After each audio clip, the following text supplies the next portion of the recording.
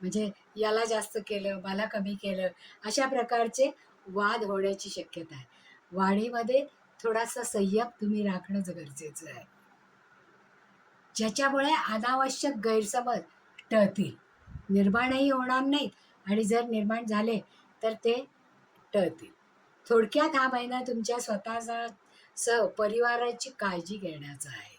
कारण मुलं जेव्हा फटाके उडवायला जातात त्यावेळेस त्यांच्याकडे सजगतेने लक्ष देणं गरजेचं आहे.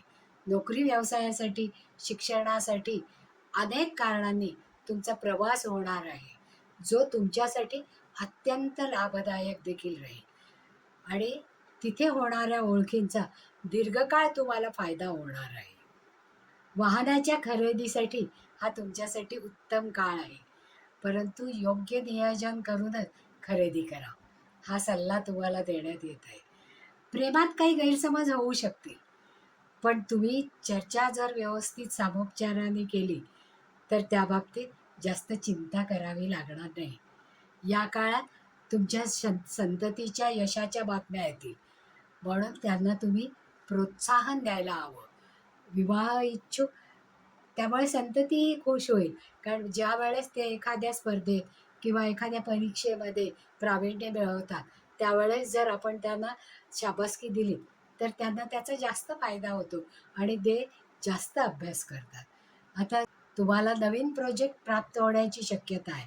या काळात तुमच्यासाठी प्रवासाचे देखील अनेक योग निर्माण होत आहेत.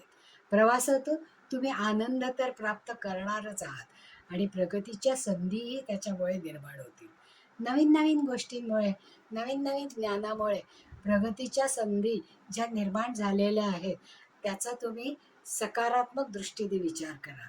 मकर राशीच्या जातकांनी लक्षात घ्यायला हवं की पर्वत मोठा असतो तर तुमची जिद्दही त्याहून मोठी असते.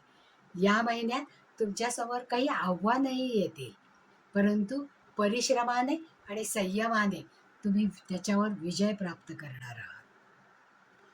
आता मकर राशीचा हा महिना अत्यंत चांगला आणि भरभराटीचा जाणार आहे.